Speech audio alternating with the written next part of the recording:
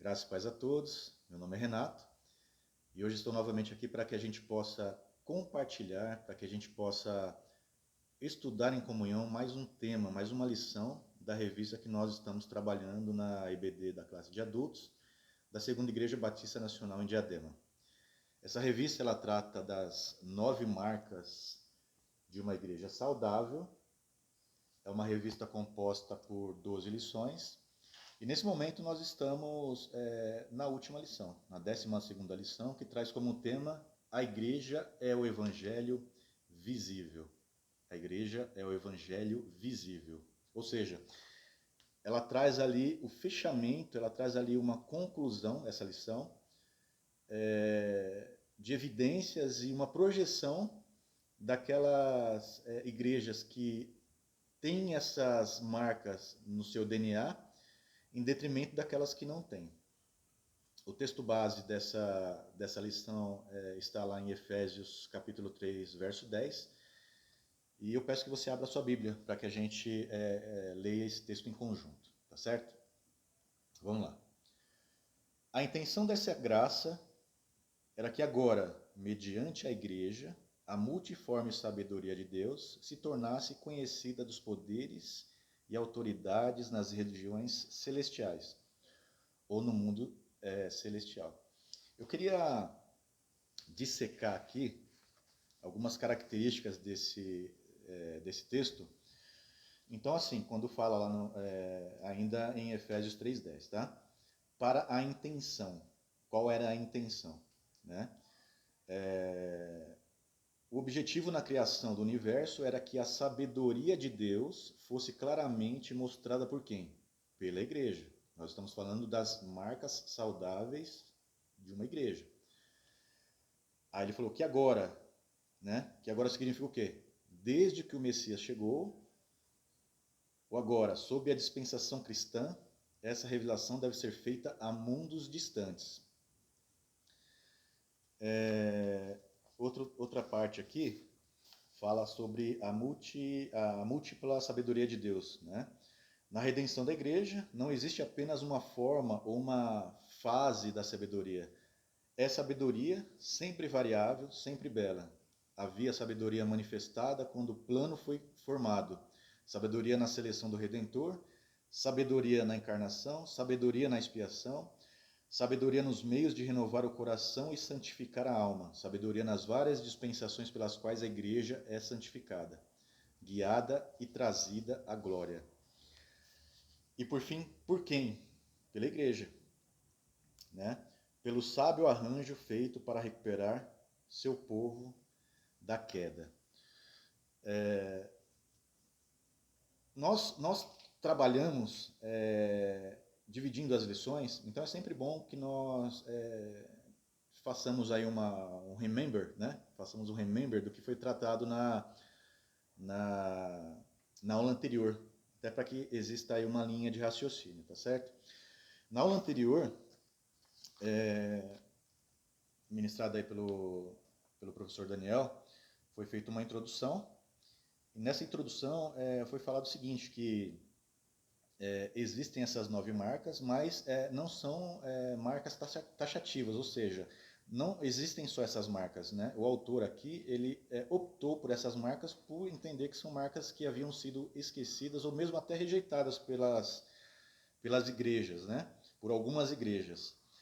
Ele citou como exemplo, fora dessas marcas, a oração. Mas você falou, poxa, por que a oração que é tão importante não consta aqui dessas 9 marcas? Né? Porque a oração, assim, sem oração é difícil falar de uma vida cristã. Né?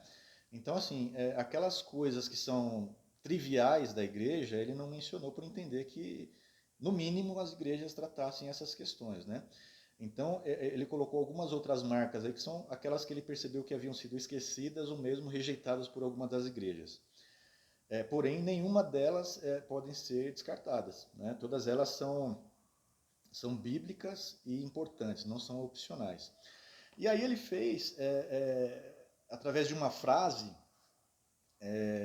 ele resumiu ali o conteúdo daquelas lições em uma frase, né? Então ele pegou as 9 marcas, que são pregação, teologia bíblica, evangelho, a conversão, a evangelização, a membresia, a disciplina, o discipulado e a liderança. E ele resumiu em uma frase, né, que são características com as quais aquelas igrejas deveriam olhar, né, para cada uma dessas marcas estudadas até aqui. E hoje nós vamos falar aí da segunda aula, né, são 4 aulas, nós vamos falar da segunda aula, e que é o tema 1, e que fala o seguinte, ó, uma igreja doente, uma força antimissionária, né? Mas antes de nós entrarmos nesse tema aqui, eu gostaria de falar com vocês o que é uma igreja missionária, né? Para que nós possamos entender o que é uma igreja doente, uma força antimissionária. Então, resumidamente aqui, ó, vou pegar minha cola aqui, ó. Ser uma igreja missionária, aliás, sendo assim, a igreja é chamada por Jesus para fazer discípulos de todas as nações. Então, esse é o chamado, né? Fazer discípulos de todas as nações. Ser uma igreja missionária não significa apenas enviar pessoas, mas, sobretudo, prepará-las para que elas possam preparar outras pessoas também, né? E como alguns antigos falavam também, né? Se você não é um missionário, você é um campo missionário. Então, a parte de missões ela está muito atrelada à questão do ID, à questão da grande comissão, né? Então, lá em Mateus 28, nos versos 18 e 19, fala o seguinte, ó, lembrando que, né, hoje, no dia da gravação desse vídeo, é dia de Páscoa, né? Jesus falou isso após a sua ressurreição, né? Na sexta-feira ele foi humilhado, né? E hoje, né, no domingo, vamos dizer assim, ele foi ressurreto. Olha quanta coisa acontece em 3 dias. Aleluia por isso, né? Cristo vive.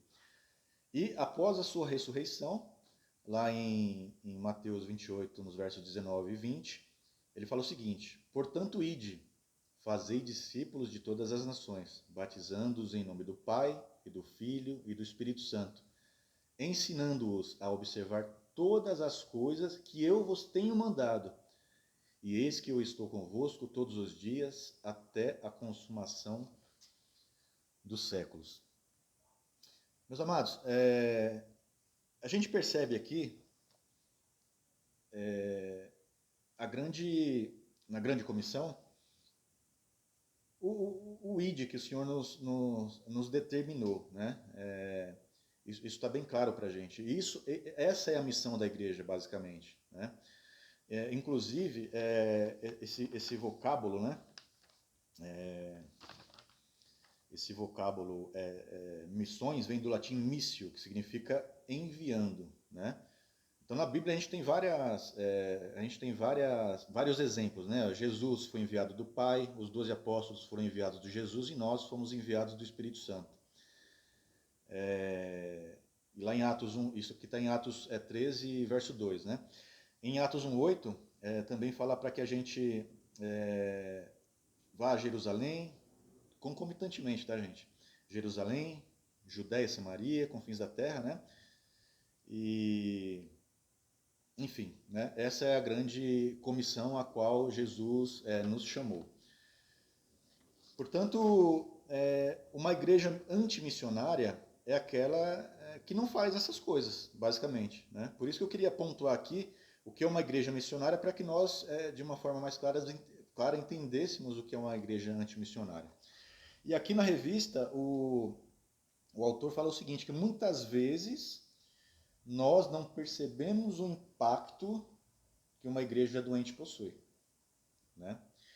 E ele discrimina aqui quais são o que é uma igreja doente, né? E o que acontece nessas igrejas doentes. Então ele pegou aqui, dentro das 9 marcas mencionadas nessa revista, ele pegou aqui cada uma delas, e através de uma frase também conceitua aquilo que não é uma característica de uma igreja saudável, ou seja, de uma igreja doente. Então, por exemplo, ele pega aqui, ó, a pregação não passa de clichês e repetições da cabeça do pregador.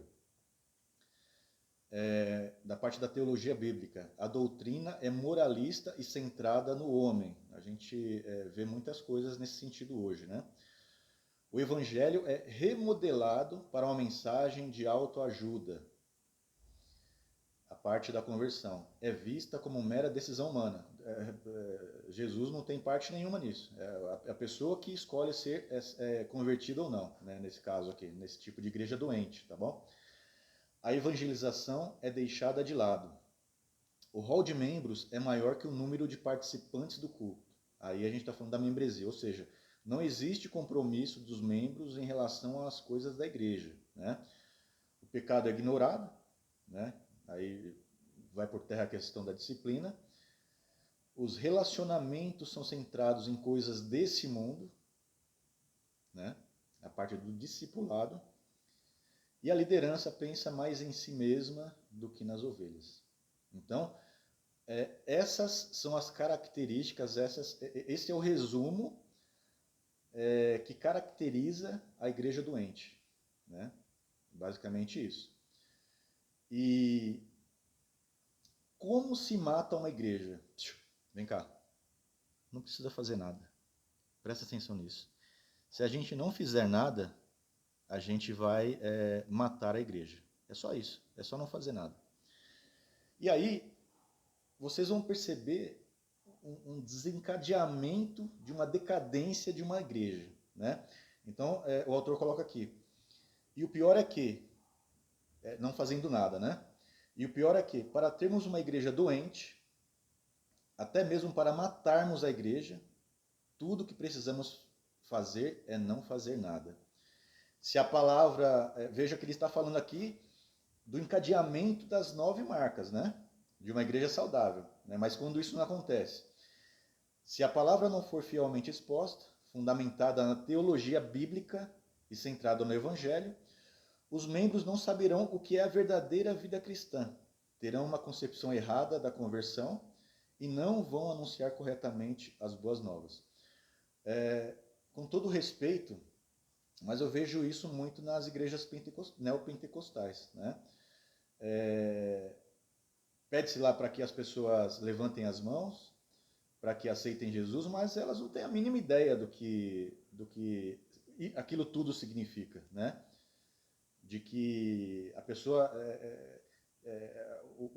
o ato público do batismo, a pessoa se membrar numa igreja e saber que aquilo vai determinar que ela precisa estar ali com os irmãos em comunhão para ajudar nas questões da igreja e tudo mais, né? Então eu vejo muito isso nas igrejas neopentecostais, né? As pessoas levantam as mãos e vão embora e está tudo certo, né? Enfim, infelizmente é isso que a gente vê por aí, né? E aí continua. Sem a preocupação em ser fiéis, desejaremos acima de tudo ser bem-sucedidos. Desejaremos que a igreja cresça em números, e números nunca foram um padrão de fidelidade para Deus. Então, não praticaremos membresia e disciplina, pois queremos o maior número de pessoas dentro da igreja. Essa, infelizmente, são alguns objetivos de algumas igrejas que a gente vê por aí. A igreja, então, se encherá de falsos convertidos, não disciplinados, que estarão tranquilos em seus pecados, e a congregação deixará de ser uma comunhão dos santos. Olha aí. As ordenanças não serão administradas corretamente, pois perderão uma de suas características, que é a demarcação de quem entra na aliança, o batismo, e quem permanece nela, que é a ceia. E em breve, muitos estarão comendo para a sua condenação. Olha só o perigo. Não demorará muito e os falsos convertidos juntarão mestres que os agradam. Ou seja, aquilo que ele quer ouvir, né? Aquilo que a pessoa quer para satisfazer o seu próprio ego. Seu próprio ego. E a igreja deixará de pregar o evangelho apostólico. Sem a genuína pregação do evangelho, você não tem mais uma igreja, mesmo que doente, olha só. Mas uma sinagoga de Satanás. Isso o autor coloca aqui, e eu concordo. E tudo o que você precisou fazer foi não se importar com essas questões. Pode parecer dramático, ele finaliza aqui, mas é triste ver o número de igrejas que sumiram do mapa ou que negaram o evangelho justamente por isso. Então vocês percebem aqui o que a falta de atenção a essas 9 marcas causam, e é uma decadência, né? Vocês vão vendo que uma coisa vai puxando a outra negativamente, até que lá no final das contas você não vai ter uma igreja, né? Que o autor coloca aqui, mais uma sinagoga de Satanás. Infelizmente é isso. Bom, nós vemos aqui alguns exemplos, né, antimissionários. Eu peguei aqui o babelismo, né, o movimento antimissionário. Vocês lembram que lá em Gênesis capítulo 1, o Senhor criou o homem e pediu para que eles fizessem o quê? Se multiplicassem e se espalhassem por toda a terra. Aí continua na narrativa bíblica. E aí vem o episódio do dilúvio. E mais uma vez Deus faz aliança com o homem e fala o seguinte para Noé, né? E a sua família, multiplique-se e se espalhe por toda a terra. E aí depois vem a Torre de Babel, né? Ele, conforme já havia dito, tanto para Adão quanto para Noé, ele falou o seguinte: multiplique-se, né, e espalhem-se por toda a terra. Mas os homens, eles não quiseram fazer isso, né? E o que podemos aprender com esses exemplos bíblicos é que hoje temos uma nova aliança, feita através do sangue do Filho de Deus, que se fez homem e habitou entre nós. Após a sua consumação, o Senhor mesmo, mais uma vez, nos abençoou e nos deu mais uma ordem, que deveríamos nos multiplicar e irmos, nos espalharmos por todas as nações, para que a bênção com a qual fomos abençoados, também fizéssemos para as demais famílias da terra, para que eles também pudessem desfrutar. Tá certo? Então, eu vejo aqui que o babelismo foi um movimento antimissionário, né? Eu acabei me lembrando agora também, eu não sei se vocês vão se recordar, da era apostólica, né, da igreja cristã.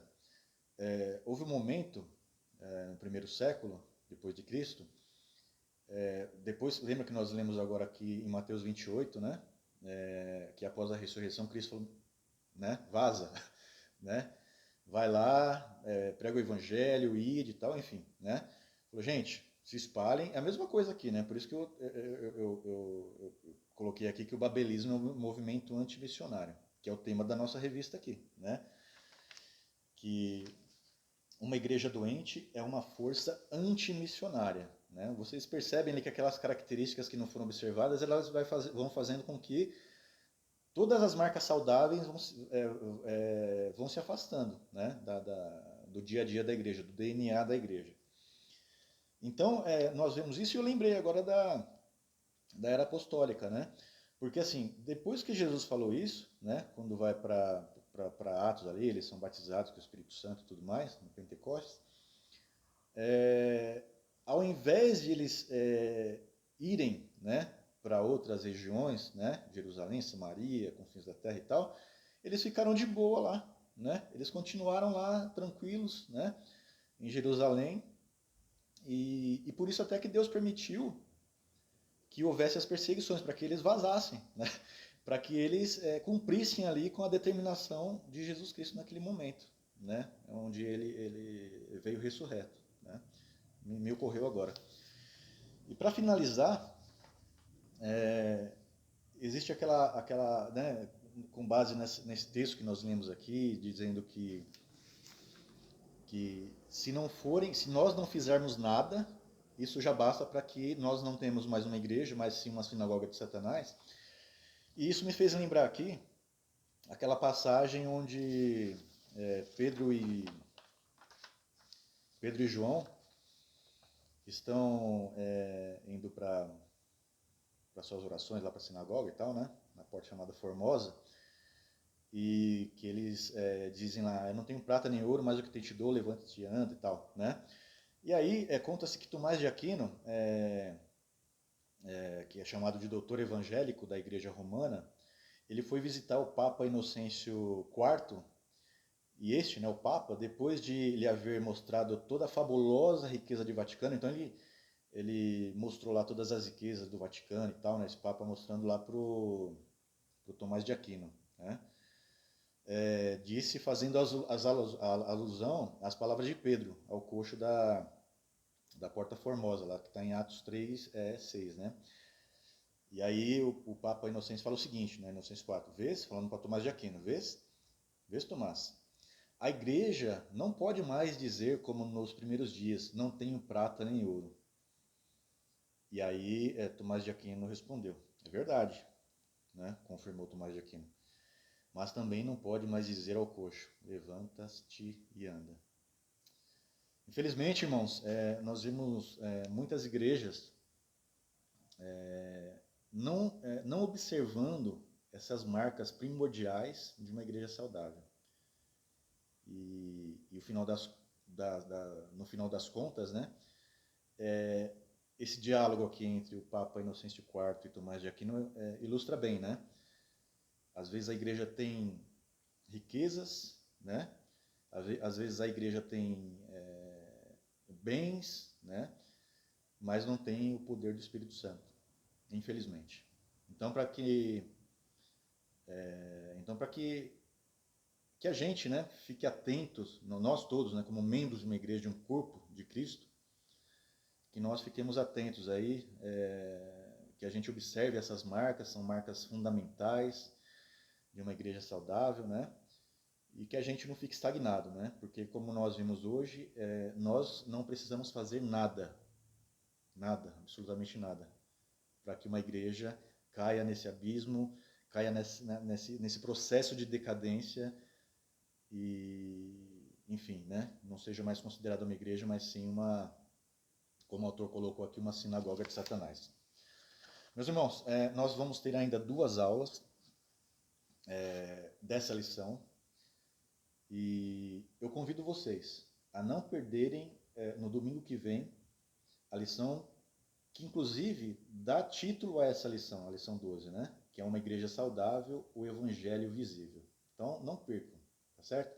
Deus abençoe a todos, um ótimo dia, uma ótima Páscoa. Não se esqueçam, Jesus vive. Abraço!